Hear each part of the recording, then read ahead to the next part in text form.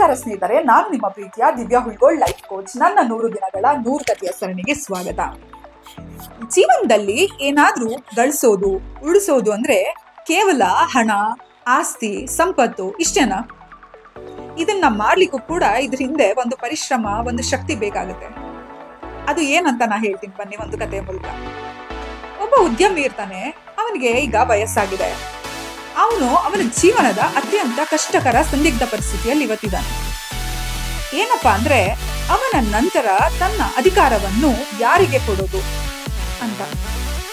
ಏನಪ್ಪಾ ಪ್ರಶ್ನೆ ಅಂದ್ರೆ, ಅವನಿಗೆ 3 ಜನ ಮಕ್ಕಳು.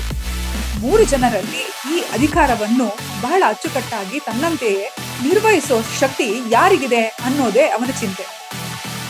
ಹೀಗೆ ಬಹಳ ಯೋಚಿಸಿದ ನಂತರ ಒಂದು ತೀರ್ಮಾನಕ್ಕೆ ಬರ್ತಾನೆ.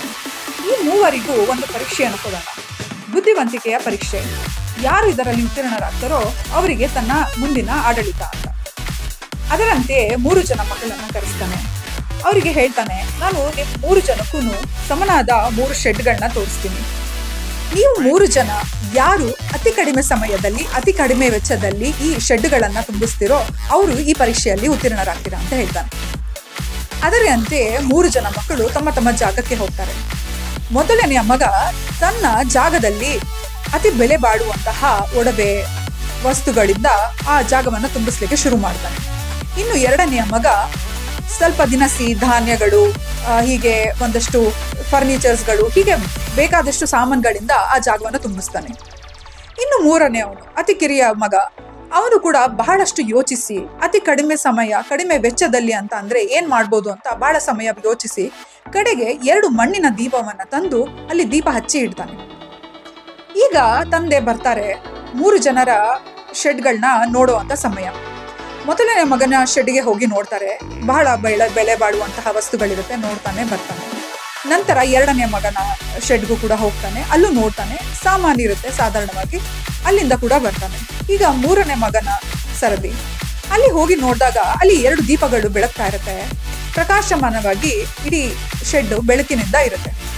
ಆಗ ಆಶ್ಚರ್ಯದಿಂದ ಆ ತಂದೆ ಮಗನನ್ನ ಕೇಳ್ತಾನೆ, ಯಾಕೆ ಈ ಆಯ್ಕೆ ನಿನ್ನದು ಅಂತ, ಯಾಕೆ ಈ ದೀಪನೇ ಹಚ್ಚಿದ್ದು ಅಂತ.